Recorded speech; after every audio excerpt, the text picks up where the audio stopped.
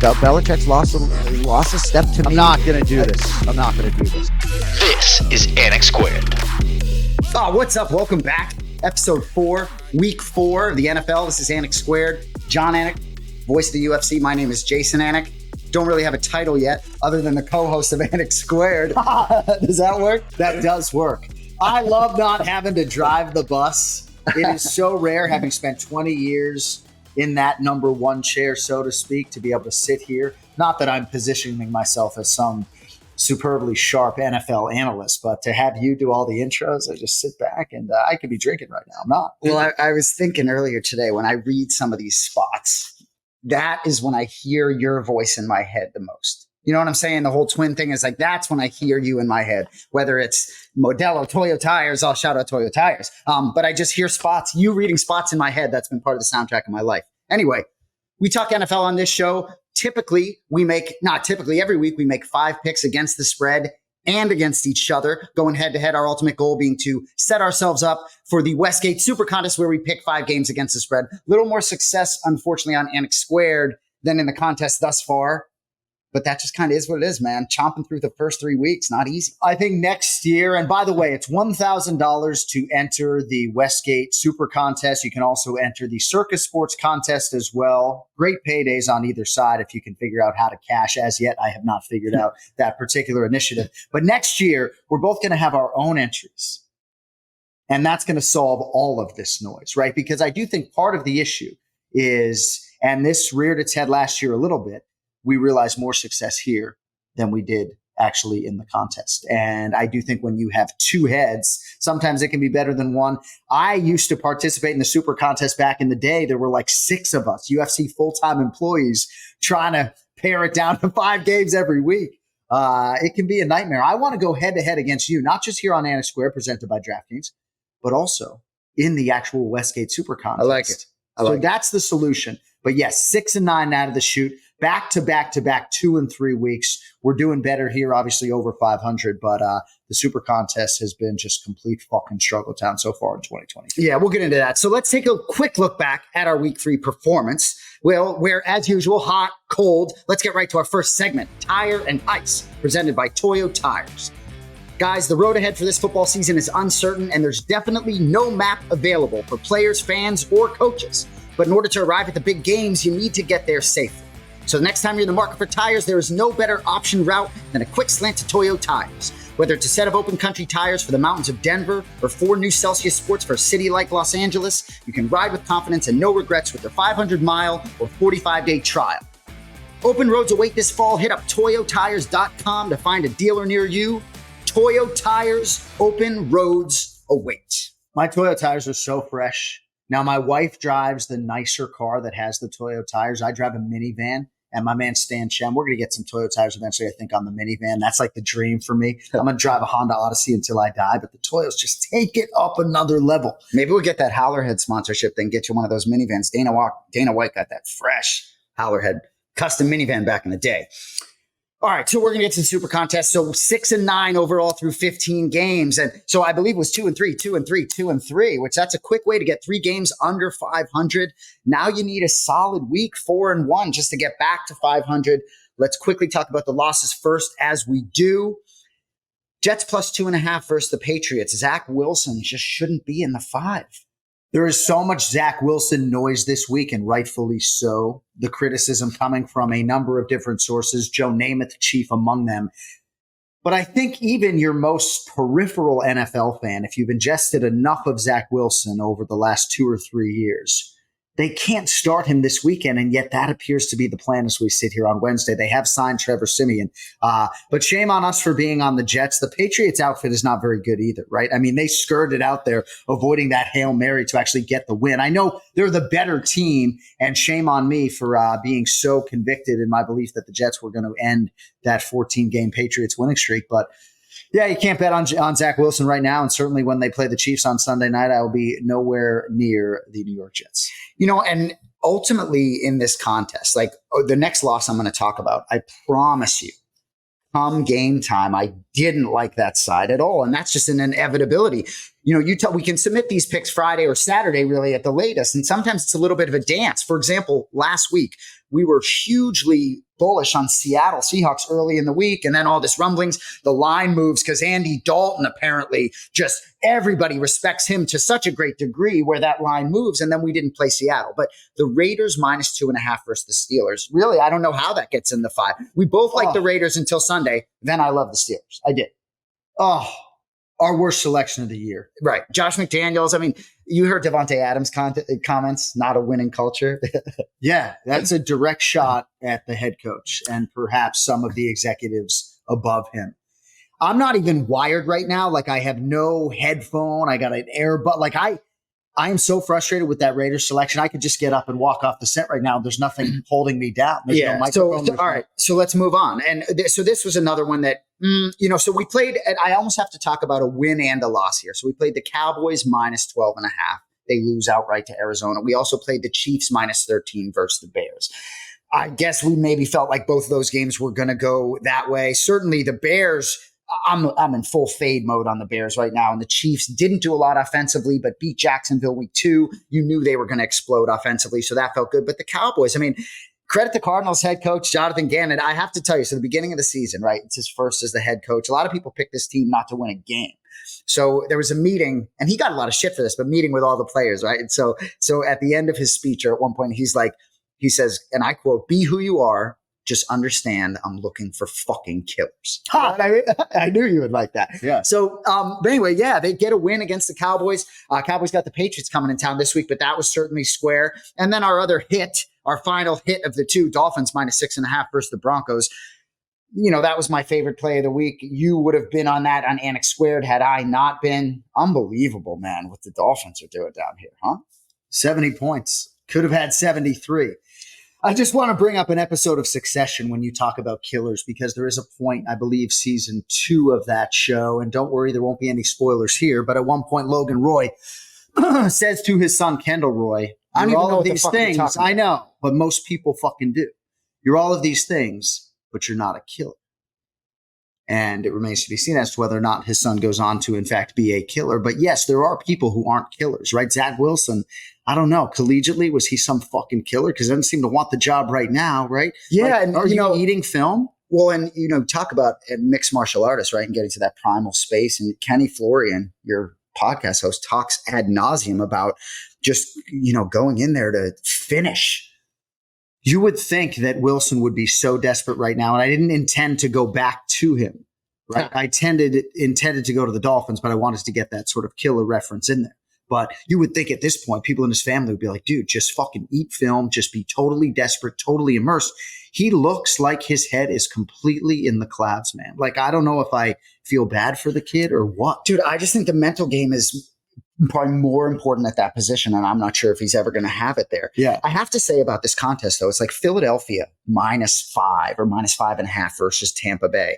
As Sunday approached, and it's like, I'm like, how is that game not in the 5? That's what happens every week. It's like, how is this game not in the 5? So I got Zach Wilson instead of Jalen Hurts. But like, I just historically, though, and I don't know if this speaks to the people who cash in this contest, we have done better as the year goes along. The first month is very difficult. Even a team like Arizona, I'm going to be in a great rush to continuously fade them. But they have proven to be competitive, right? This weekend, they go at San Francisco. Divisional game, you can argue it's the hardest game on their schedule. They're catching 14.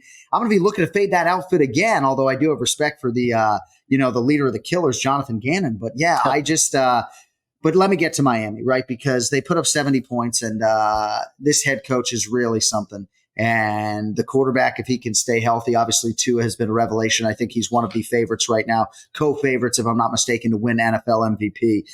But their big test, obviously, early season test comes this weekend against Buffalo. And there are a lot of people sharp and square on both sides of that game. Perhaps it'll be featured in our 5 later in the meat of the program. But I don't know, man. It's crazy how much I've softened as a sports fan, because we live down here in South Florida, and part of me actually feels good for these people. I do as well. I have in my notes that my Dolphins, I'm actually referring to them at one point. That's later in the program, though. But, a lot of people do talk about the Patriots being slow on film. And this Dolphins team, it's not just Tyreek Hill. Duvon Achan, that's how he wants us to pronounce it. Did I get it? Achan. Raheem Mostert. They didn't even have Jalen Waddle last week, but the running plays, Tua is brilliantly executing these plays, and a lot of it, these little idiosyncrasies, but the way McDaniel has these runs designed, everything goes one way and it leads the other way, but it's different, it's new, it's innovative. I haven't seen a lot of this stuff before. So anyway, 2-3 in the super contest, head to head, same bat channel. We both go 3-2. Now we're both 8-7 on the year. I'd certainly rather be 8-7 in the contest, right? Because then you pop a 5-0, then you start to be in business. But so we both go 3-2 in the contest overall. I'm going to go through your 5 real quick. Your 2 losses, Jets +3 versus the Patriots. So you did get a little bit of a better number. Doesn't fucking matter. Rams +2.5 at the Bengals. I believe that closed at 3.5. So you would have got that one home. Those were your 2 losses. Seahawks -6 versus the Panthers. That line moved a lot in the Panthers' direction. I wish we had stayed on the Seahawks. I wish we had taken the Seahawks from your picks into the contest. You were on the Colts +7.5 at the Ravens. I was on the Ravens -7.5. Didn't feel good there. And then the Bills -6.5 at the Commanders. Clean, 37-7 or whatever the final is. And that's, I guess, my frustration is I see you being bullish on the Bills again and maybe wishing. I don't think we've brought them into the contest a single time. So this is a recreational exercise. It's intended to be fun, and it is a ton of fun going through this whole process. But there is a lot of second guessing that happens. And if you do submit your picks early in the week and you do like the Thursday night game, as you did with the San Francisco 49ers, then maybe you're not thinking about all these sharps talking about the weather in Washington, D.C., and maybe that takes you off of the Bills. And maybe you're not thinking about that Andy Dalton, Adam Thielen connection. And again, that was my number 1 play last week, was the Seahawks against the Panthers. But once Bryce Young didn't play, I just didn't like the game as much. And ultimately, when push came to shove, somehow the Raiders ended up in the 5. But you live, you learn, and you move on. But I do think that there's a lot of overthinking that goes into it. And maybe if you just stick to your instincts, or at least we stick to our early instincts in week 4, we'll get out of the 6 and 9 hole. And some of the comments I make week to week, some of the comments I made on last week's show about the Saints, I can't even believe that I uttered those words. What'd you say? Well, just hating on the offense a little bit. I mean, the defense is absolutely unbelievable. And the offense, I think, will get it. I just don't like the quarterback, and I should have kept it as simple as that, but I do hope he gets well, Derek Carr. So I was 3-2 as well. I lost on the Packers again, right? So I had the Packers -2. I believe this line closed at +1.5. So they win by a point, yet I lose again. So that's back-to-back weeks that I've lost on the Packers by a single point. But as of Sunday morning, would have hit. Come back from down 17 and win the ball game. But that was nice. Yeah. And then I had the Ravens -7.5. But honestly, I kind of hated this right after you played the Colts on Anik Squared last week. And frankly, with Gardner Minshew playing, as much as I like Anthony Richardson, the growing pains manifest themselves. Anyway, the Ravens killed me in a parlay on the money line. They had a lot of some calls missed there. I digress. Best bet of the week, Dolphins -6.5 versus the Broncos. Certainly covered that. We were both aligned on the Dolphins. That was the easiest game for us to put in the 5. And I just think it's going to be so interesting to handicap that team and that offense going forward. Where does the truth lie? Go on. Yeah, no, I'm just thinking I digress a little bit because I have to shout you out as you absolutely wiped the bookie fucking clean this weekend with just some typical plays that you don't make, some very heavy teasers. Well done. Just all across the board. Stayed away from some danger zones like the Jaguars. And we stayed away from the Dallas Cowboys. Yeah, absolutely murdering it locally down here in South Florida. And I would give away all of that to be 7-8 in the contest. Right? For one win. One game better, right? Like I'm trying to prove myself in this fucking contest against a lot of people who I consider to be the sharpest football minds in the world, even if they have 7 fucking entries, and just can't cash, man.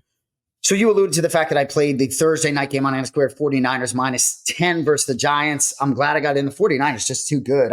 You talk about the game this week, that 14 points scares me, but maybe it shouldn't. My final hit, Lions -3.5 versus the Falcons. It closed at 3. Didn't overthink this. I wish I had been more bullish Sunday morning and played it a little bit. The run defense stout again, holding the Atlanta to 44 rushing yards with Bijan Robinson. That's no small task. So well played there with the Lions.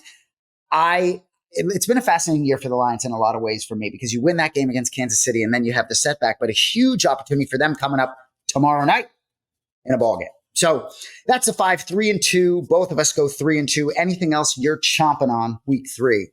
before we move it forward. Well, no, we were split on that Falcons-Lions game, and I'm just really curious to see what Atlanta does in London this weekend, because I don't know if Arthur Smith was busy packing for London and forgot about the game they had in Detroit prior, but just not innovative and not a good effort, really. I just didn't like the lack of aggression from them.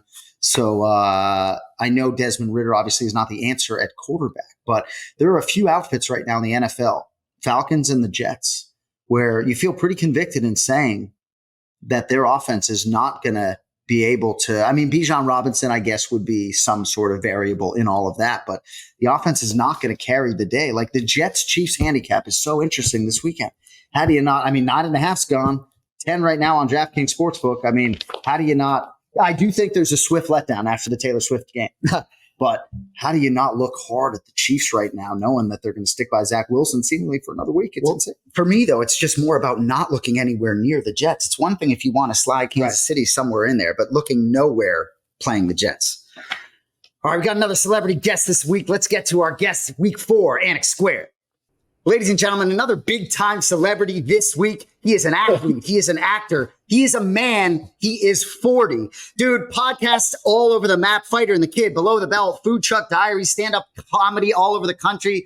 What a fucking pleasure. Ladies and gentlemen, Big Brown, Brendan Schaub joins Anik Squared. What is up, brother? Welcome.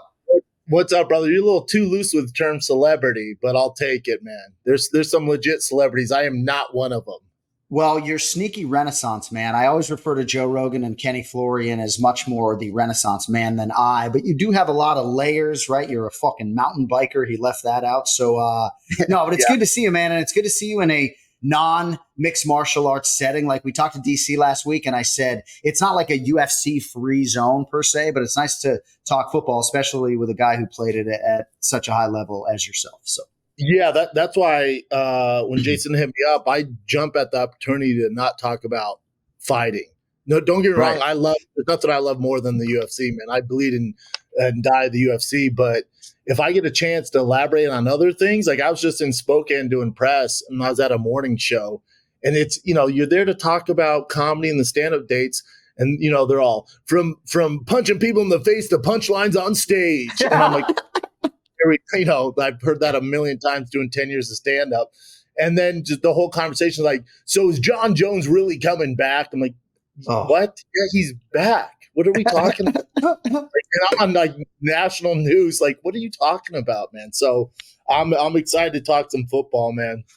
So we're going to get right into it. So for those of you who don't know, this man played collegiately, CU, and so started at Whittier, California, right? Playing lacrosse, playing football. Then you go to CU. You end up earning a scholarship your senior year, played some fullback there.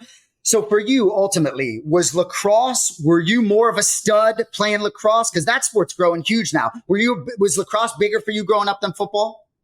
No, football was definitely the dream. My dad signed me up for tackle football when I was 6. I have a 7-year-old now. I can't imagine signing him up for tackle football. Right? But so I played tackle football. The goal was always the NFL and to play at CU. And then I started playing lacrosse my freshman year of high school. I made the varsity team my freshman year. But I think especially back then, especially in Colorado, like on the East Coast, lacrosse is huge. In Colorado, it was just kind of getting started. So there wasn't a ton of athletes. It's like the first black guy to start playing hockey. He's going to dominate. So for me, I was just kind of like this outlier athlete, and I excelled really fast. And then I was all state by my senior year, playing some all-star games. And then I thought it wasn't my first football was always the goal. And then I got hurt my senior year in high school football, missed the entire season. And then I had offers to walk on to like Texas A&M, Cal, and then CU was kind of flirting with the idea. And then someone was like, we'll go to a JUCO. And I just always had this weird connotation with JUCOs. I'm like, I don't need to go to JUCO. I'm a smart kid, man. But for athletics, it made more sense. But Whittier was a really good academic school, and they were the number one team, especially on the West Coast, but number one overall in the nation for lacrosse. And at the time, it was D3, but D3 lacrosse is really, really high level. So they offered me an academic scholarship, which is hilarious. That's like a 2.7 but they offered me an academic scholarship if I played lacrosse and football. So I went there, played a year. That lacrosse team, that Whittier lacrosse team is the best, hands down team I've ever been on across the board. Even in my fight teams, I've been in some insane fight teams at Grudge, Jackson's. I've been all over Black House, in NFL, with the Buffalo Bills, that team. Also, in Arena League, and then at CU, great teams. There's never been a more talented, better team than at Whittier College. That lacrosse team was the best thing I've ever been part of. It was also the hardest I've ever had to work. So as soon as I played well, I was freshman of the year in Division III that year at receiver, and that's when CU started sniffing around. You can get an opportunity if you walk on, and if you give me an inch, I'll take a mile. So as soon as I saw some opportunity, transferred over, walked on the team, and eventually got a scholarship. I do want to talk about football, but I have these visions of you. I don't know what your measurables were back then, but just destroying people with a fucking lacrosse stick, one of those big defensive sticks. I mean, my God, bro. Bro, and these kids were not ready for that. It was like, dude, I'm telling you, it's like Bobby Boucher up in there. Like my stick skills weren't the best, but my God, I was giving CP around like it was my job, which it was. And I would just light dudes up because they were used to guys like hitting the stick, but they're just running, like catching the ball. So decleating dudes. And they're like, this is insane, man. I got so many flags, and it was fun. It was so much fun. So you talked about an injury, and I don't know if you were referencing the lacerated liver. I believe that's what Travis Hunter at Colorado is dealing with right now, if I'm not mistaken. He's trying to bully Deion Sanders into playing this weekend. But was that the injury you had back in the day? Yep, man, you guys did your homework. Yeah, lacerated liver. First play of my senior year, they were going to throw a deep ball to me, and I was like the big recruit. This DB was the big recruit when we were playing at Florida at the Disney World Resort. And this kid got a scholarship to Florida State, and I was like, I'm going to toast this dude open and play. And this freak just comes out of the air, one hand, interception, first play of the game. I'm running him down. I was like, I'm going to strip the ball and get a fumble. And I go to strip him, and he jukes the biggest guy on our team, Gary Moore, who I ended up playing football with at CU. He's like 6'8", 350 pounds. So he jukes him out while I'm going to strip the ball, and his helmet runs into my ribs. First play of the game. Shatters my ribs, and those ran into my liver. So I don't know how bad Travis Hunter's injury is. When they say he's going to be back in 2 weeks, I was out, you're talking months. His must not be that bad. His might be a bruise, but mine was actually cut. I couldn't travel. I was stuck in Florida for probably 3 weeks at the hospital. I couldn't do anything. So I don't see how he can play football.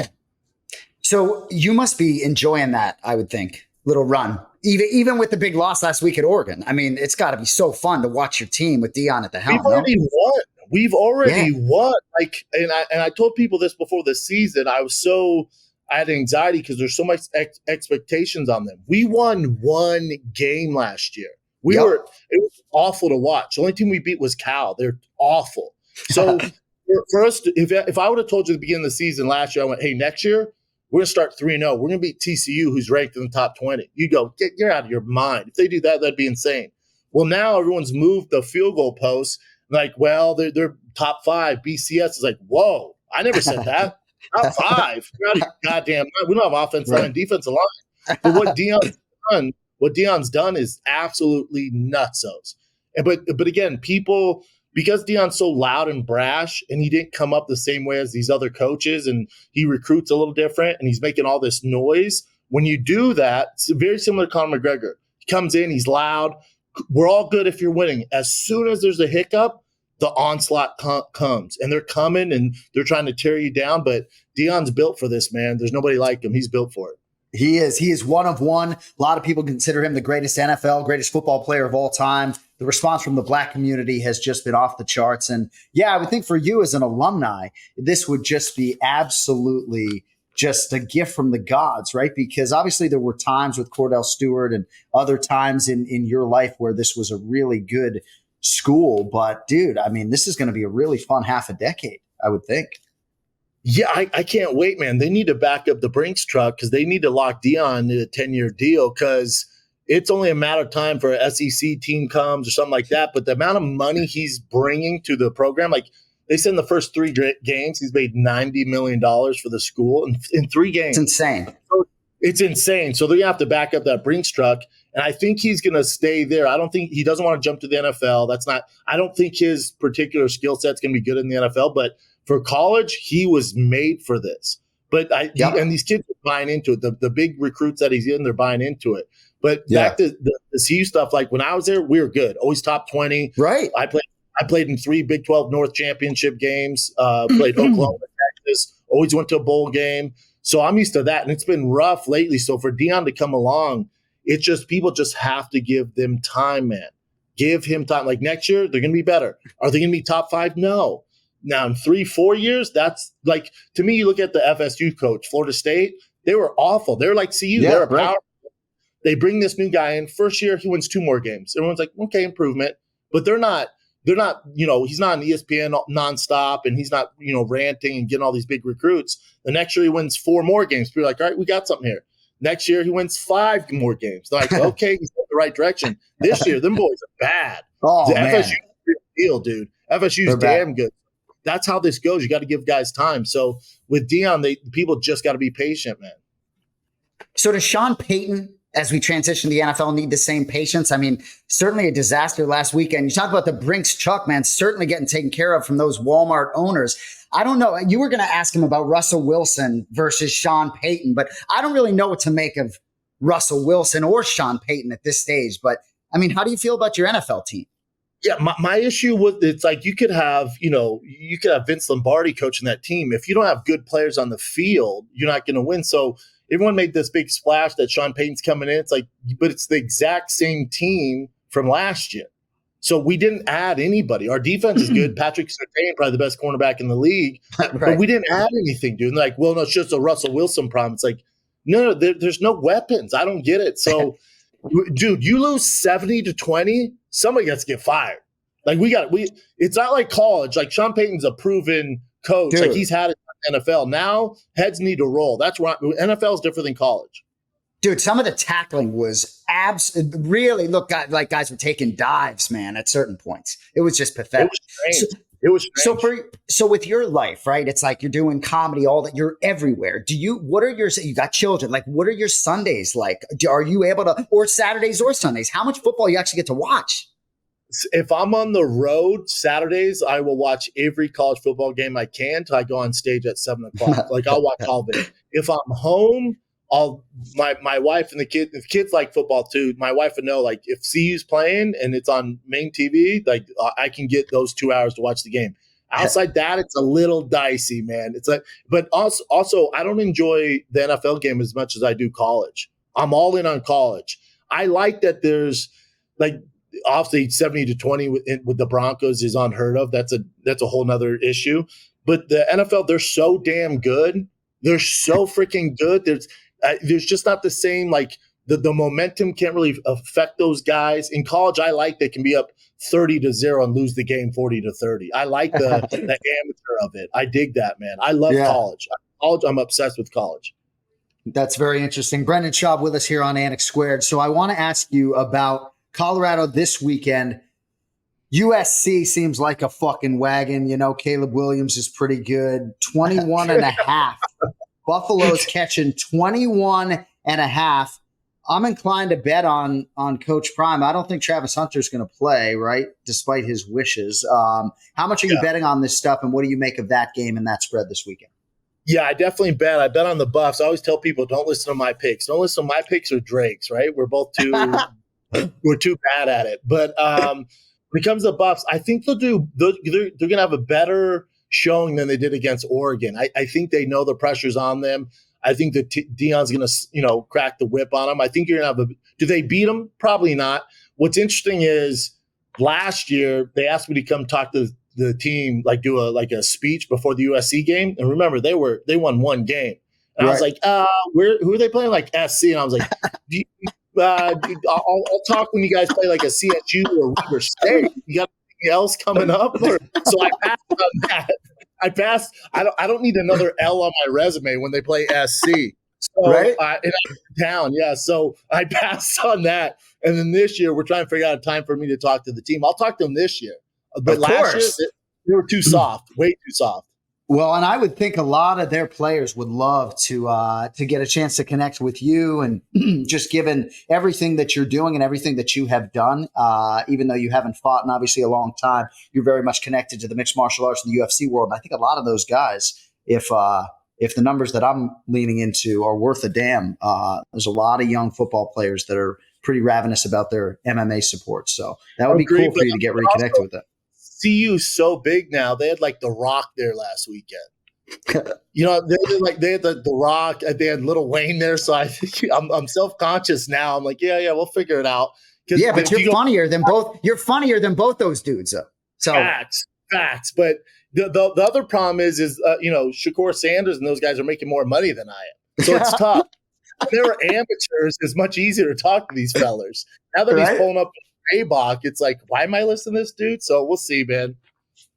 So before we get you out of here, I just want to ask you, I know you said it's not a UFC free zone, John. So I was going to ask John, but it's like Chandler Jones, right? Brother of UFC fighter John Jones, like I guess hospitalized against his own will, being locked out of the team facility. I'm seeing these journal entries. Like I was going to ask you, but I'll ask Brendan, like, what the fuck, man, with these Jones boys? Like Arthur Jones seems all right. Arthur seems all right. He's the biggest one out of all of them. He used to train with us in Jackson's, and he was a house. I just think they're wild boys, man. Like, that's the thing. I think they're wild boys. There might be a splash of mental health issues there.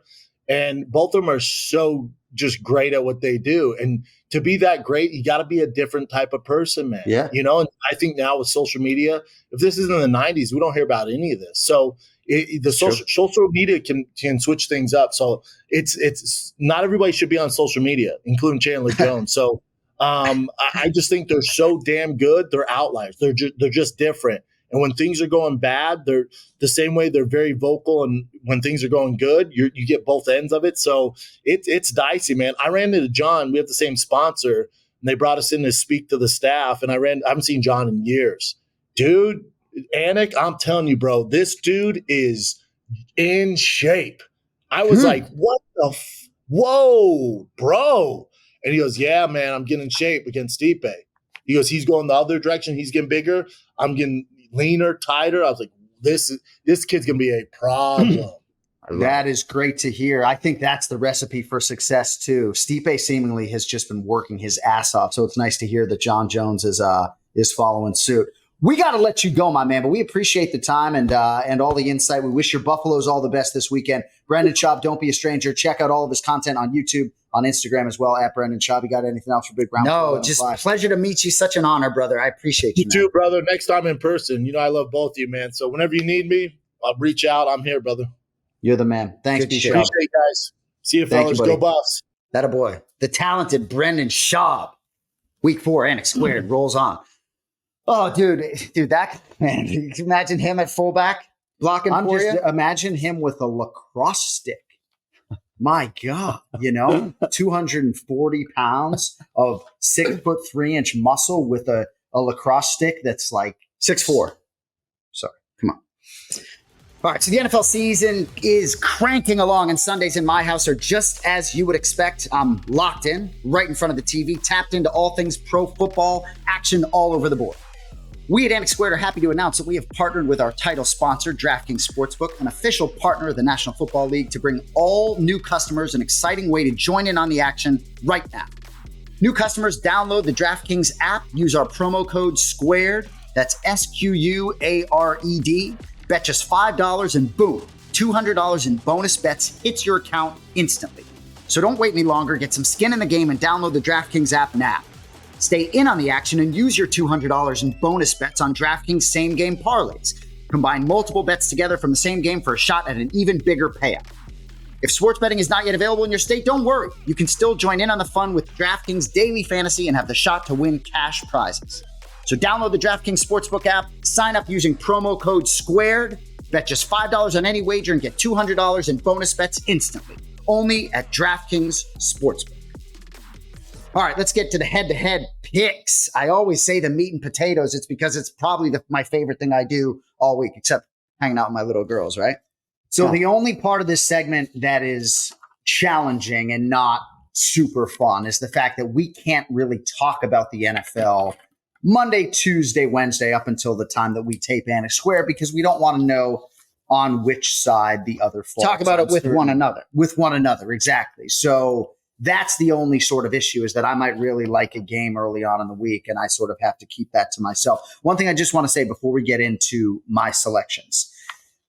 You looking at my fucking sheet? No, I'm not looking at. You think I need your picks? Well, we go in order of importance, right? So my first anyway, go ahead. Thematically, fading coaches. I will not be on the Minnesota Vikings, nor the Las Vegas Raiders, nor the Los Angeles Chargers until further notice.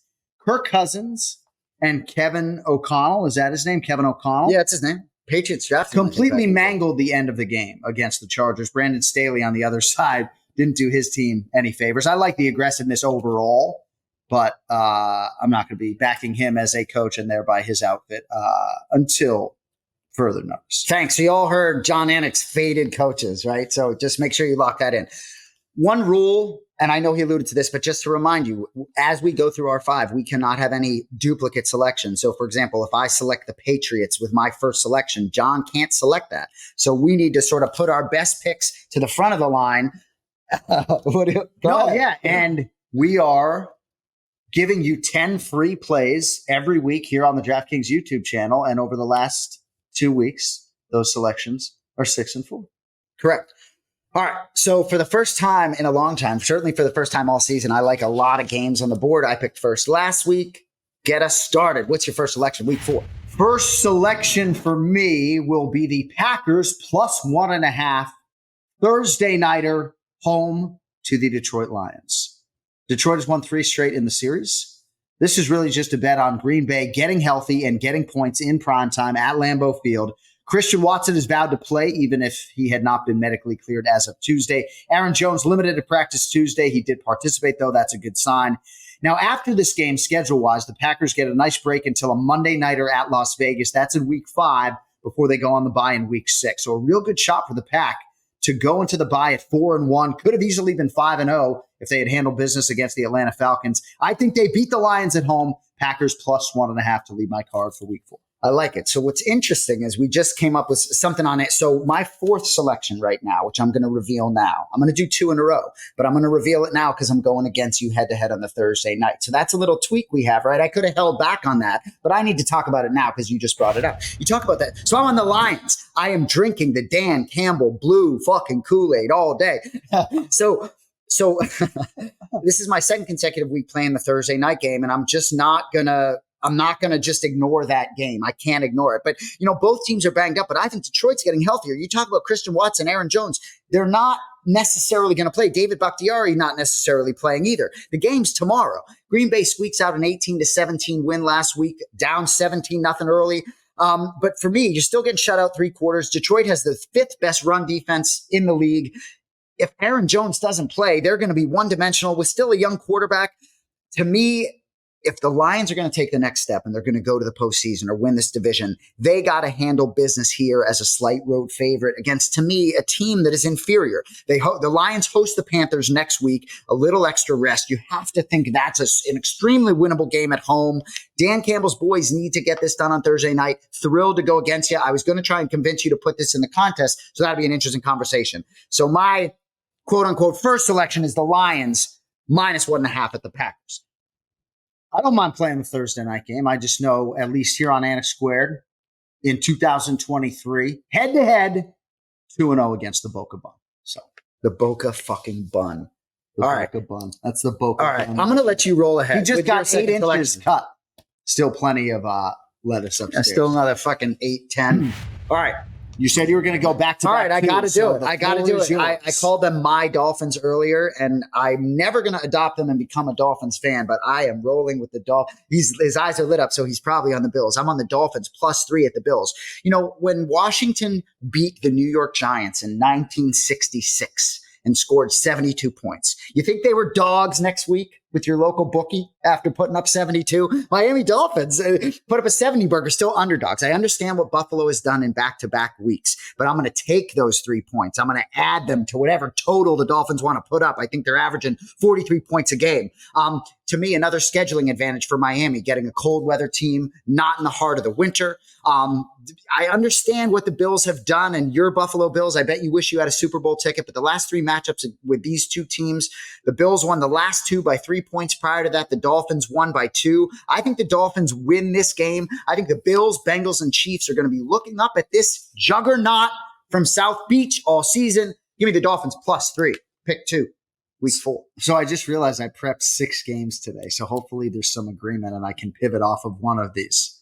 I worked really hard prepping the show today. We'll see if it shows up at the window. Next selection for me is going to be the Indianapolis Colts -1 home to the Los Angeles Rams. I have been monitoring this Rams team closely. Episode 1, I told you I was looking to back this team. I've been on them the last 2 weeks. They did not look good at Cincinnati, though. And it's hard not to react to what you see on film, even though this league seems to flip on a dime every week. Matthew Stafford and Kyron Williams in my notes, they just can't get on the same page. 7 targets, 2 receptions for 27 yards. Not a good combination there. It's a short week for the Rams as well. On the Colts side for you, we were on them week 3 last week at Baltimore. Big road win at the Ravens. Not much production through the air. And while I don't expect Zach Moss to have 30 carries for north of 120 yards here against the LA Rams front, I do think LA can be run upon. Anthony Richardson potentially will be back. Colts 2-0 on the road, 0-1 at home. I say Indianapolis gets its first home win. Colts -1 makes my card for week 4. That's an interesting play. So if Minshew was going to be the starter, would that still be in your 5? Is that quarterback position matter? That selection is not quarterback dependent, but we are proceeding with that selection with an expectancy bias that Anthony Richardson would play, and I would like the pick more if he does. So maybe since I have 6 games for you, that might be one that I would check off. But no, we like the Colts this weekend. Yeah. My third selection is also not quarterback dependent. I will be betting on one of your coaches that you're fading. Give me the Los Angeles Chargers -5 versus the Raiders. I understand Jimmy Garoppolo was concussed last weekend. This concussion protocol, as a mixed martial arts fan, to me, the first protocol would be if you get a concussion Sunday, you don't play the next Sunday, right? But anyway, it seems like maybe he'll make it through the concussion protocol, whether he does or not. I think Austin Eckler has a better chance to play this week than he has in other weeks. For me, if Jimmy Garoppolo doesn't play and you're getting Brian Hoyer on Sunday, 5 points. Hoyer, as a pro, completed 59% of his passes in his career. He's earned over $36 million playing professional football, Brian Hoyer. But even if Jimmy Garoppolo plays, I like the Chargers. I like a little momentum, a little juice getting that first win. Herbert hasn't turned the football over all year. I'm so disgusted that we played the Raiders last week that I can't wait to root against them. Give me the Chargers -5. If Hoyer plays, this could go to 8 or 9, in my opinion. Brian Hoyer may be my least favorite New England Patriot of all time. Some of those pregame outfits, my goodness, those suits did not fit, my man. All right, next up, Eagles -8, home to the Washington Commanders. Divisional game here in the NFC East. I just think these teams are on different levels, unit by unit, right? If you just go unit by unit. Special teams, offense versus defense. Let's start Philadelphia defense against Sam Howell and the Washington offense. Now, Terry McLaurin scares the shit out of me. With respect to Terry Rozier of the Charlotte Hornets. Oh, shout out. This is scary, Terry McLaurin. Even in that abomination against the Bills, every time he was targeted 6 times, it was a reception. But I love the Philly defense to lead the dance here, stop the run. I would bet this up to 9.5. I would tease the ever-living daylights out of the Philadelphia Eagles down to -2. I'm hoping our producer, Cody Merrill, will clip that if the Commanders win this game or Philly wins by 1. I would tease the ever-living daylights out of the Eagles down to -2. Philadelphia -8 in one of my few forecasted blowouts in week 4. I like it. We might need to bring that forward to the contest. So I like that we're both on the Thursday night game in Anik Squared. That'll give us a little juice tomorrow night. I'm also going to play the London game. I'm hoping to get 2-0 on the board before those Sunday 1 o'clock Eastern time even starts. I'm taking the Jaguars -3 in their home away from home in London. So Atlanta has won 4 straight in this series.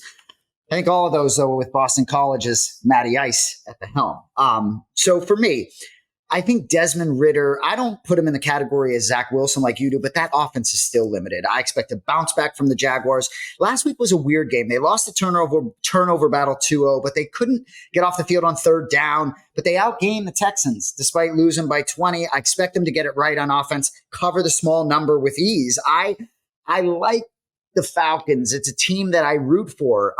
But for me, I see the Jaguars. They go at the Bills week 5. You can't fuck around here after losing. That one, I'm going to be trying to convince you to play in the contest. Jaguars -3. And they're actually not at the Bills in week 5. They are at Tottenham Hotspur new stadium. They are staying in London. This is a first in the international series. Jacksonville has a lot of experience playing in London. They don't have a lot of recent success there. They've lost 2 or 3 in a row in Jacksonville. But as I mentioned earlier, some of Arthur Smith's decisions have been really confounding. I know they're limited by Desmond Ridder, but just the inability to open things up. Jacksonville has been stout against the run, so I'm not sure Bijan Robinson is necessarily going to blow up here. So I do like Jacksonville in that London game, albeit it did not end up in my final 5. All right, 4th selection for me. Are we already at number 4? Cowboys -6.5 against the New England Patriots. Somewhat surprisingly, only the 15th meeting all time between these two teams, the first since 2021 when Dallas won in Foxborough at Gillette Stadium on a CeeDee Lamb touchdown in overtime. The Patriots almost lost to the Zach Wilson-led New York Jets. 15-10 the final. Shout out 1510 The Zone back in the day. I couldn't help but think about Anthony Pepe, Ryan Russillo, Jon Anik. Back in the day, John used to host a radio show on 1510 The Zone, and it's a struggling radio station, but I saw that 1510. I couldn't let it go. All right, speaking of struggling, the New England offense, unimaginative, underperforming. They don't scare you with big plays whatsoever. All the while, the Cowboys are just pissed, right? After losing straight up as double-digit favorites at Arizona. They didn't even play that poorly if you sort of dissect the box score, some red zone issues. I think the Pats maybe will be able to run the ball against Dallas. Ramondre Stevenson has not looked like the team MVP of years past, but maybe some Dallas vulnerability there. I think the Cowboys, though, have way too many weapons offensively. I like the scheduling spot for them. Dallas 27, New England 17 at the very least. Cowboys -6.5. Strong play for me in week 4. I like that. You bring up Ramondre Stevenson. I believe last year he was far better after contact than he has been thus far this year. And that was one of the things about him early on in his career, where even just, coming in as a rookie, he looked like a man right out of the gate. My 5th selection, and I'm glad I punched this early. It's the Monday night game, Seahawks +1 at the Giants. They are now -1. This line has moved 2 points since I punched it earlier today. I still think the Giants are going to be without Saquon Barkley. I think it would be a mistake to play him with that ankle. I don't know the status of it right now, but I'm done disrespecting Seattle. I liked Geno Smith a lot last year, and then it's just, what am I going to fade him this year just for the hell of it? I like him under the lights, back in MetLife Stadium, back in New York. I understand it's not the Jets fans, but he wants to make a statement in front of these New Yorkers, you can be sure. There had to be a lot of people on thinking like me where the line moved 2 points already. Seattle put up 37 points in back-to-back weeks after losing week 1 to the Rams, where that's a tough game in the division. And the Giants, other than that second half against Arizona, they've been outscored 90-12 in the other 5 halves of football. Wow. To me, this is kind of like the Lions. It's like a short price team on the road, starting to sort of get into that midseason form. I'll be rooting for Pete Carroll's boys, chewing gum on the sidelines. Monday night game, Seahawks +1. Final pick for me. A lot of the challenges early on in NFL handicapping is trying to figure out what these teams are and what they are not. And I still feel like the ceiling on the Giants is higher than you're giving it credit for. So I actually am on the other side of that game, albeit not in my 5. My final selection is going to be your Carolina Panthers +3.5 home to the winless Minnesota Vikings. Kevin O'Connell's 38 years old, former draft pick of the New England Patriots, needs a little seasoning, in my opinion. Minnesota's butchering of that end of game situation against the Chargers was just so mind-numbing. I didn't even have any action. I think I was on the Chargers. But when you have rooted as New Englanders for a Bill Belichick-led team for 23 years, you really notice things like this, end-of-game situations. That never would happen in New England. It just wouldn't. They would have spiked the ball, and they would have gotten at least 2 more plays to try to get in the end zone. Instead, they throw a wayward interception. So I love Minnesota's weaponry. The Sons of St. Paul, Minneapolis, Jefferson, Addison, Hawkinson, they combined for 279 yards on 21 catches last week. But the Vikings' pass defense, they allowed completions on 40 of 47 attempts by Justin Herbert. Now, this week for Carolina, not sure if it's going to be Bryce Young or Andy Dalton. Dalton threw for 361 yards on 58 attempts at Seattle, 24 incompletions for the redhead, by the way. But the Panthers have a lot of offensive talent. They spread the ball around. They are at home. And the Vikings truly, folks, cannot get out of their own way. I expect a close game here. Panthers catching 3.5, my final play. Yeah, and Kevin O'Connell talking about if guys aren't going to hang on to the football, they're going to lose, their job security will be in jeopardy. We'll see what happens. A lot of 0-3 teams, man. It is a little different in a 17-game season, but back certainly against the wall, especially for a Vikings team that has a lot of talent. But I thought Alexander Mattison, I thought they wouldn't take a step back there without Dalvin Cook. Clearly, I was wrong there. Just quickly, I have to ask you about one game that was an alternate selection for me that I was surprised you didn't play. So the Browns hosting the Ravens, right? Browns are -2.5. I find myself loving the Browns. Myles Garrett has just been an absolute animal. They've only given up 491 yards, this defense, in 3 games. Ravens, all sorts of banged up. Do you lean anywhere in that spot? Last game's out. Browns -2.5 home to the Ravens. I like the Bengals -2.5 at Tennessee. I think Mike Vrabel is the only guy giving me pause because I think it's like total desperation time. I'm not exactly sure what their vision is for that QB room in Tennessee. But if your thought process is that Joe Burrow's calf is going to get better every week, his weaponry and that offense is just hard to deny against a Tennessee offense that can't get out of its own way. So Bengals -2.5, some strong opinion there. 49ers -14 against the Cardinals, as I mentioned, closer to the top of the show. I still will be looking to fade Arizona. Chiefs -9.5 at the Jets is gone. Maybe you like that up to 10. And then I do like the New York Giants +1 at Seattle. So before we get out of here, I got to shout out Scott Van Pelt because he has a much better term for the emotional hedge, right? Where we bet against the Patriots, he calls it the happiness hedge. How great is that? Well, I've never called it an emotional hedge. I know you haven't. I'm trying to purchase wins. Right. But I call it a purchase price. He's playing against Maryland, and it's a happiness hedge. I like the alliteration. Well played. Happiness hedge is pretty good. Yeah, much better than emotional hedge. Anyway, we appreciate you guys being with us for week 4 of Anik Squared. If you want to submit your 5. No, I was going to. Yeah, if you want to submit your 5, throw it in the comments. We'll see how you do. Our boy Niner went 4-1 last week. Not bad. Shout out. Greg Conley, Niner Sports and Entertainment, UFC stage manager. Thinks he's getting a guest spot on Anik Squared. Jury's still out. We'll see. Anyway, next week we might want to get John a teleprompter, so he's not sitting here just, reading his script all day. See if we can get some prompter up. Good notes, good research, but like to see your eyes on camera. Anyway, for Jon Anik, my name is Jason Anik. We'll see you next week on Anik Squared. Maybe get DC back because the Saints-Patriots Thursday night. We appreciate you checking us out. Enjoy the games. For our great producer, Cody Merrow. We'll see you next week. Have a good one.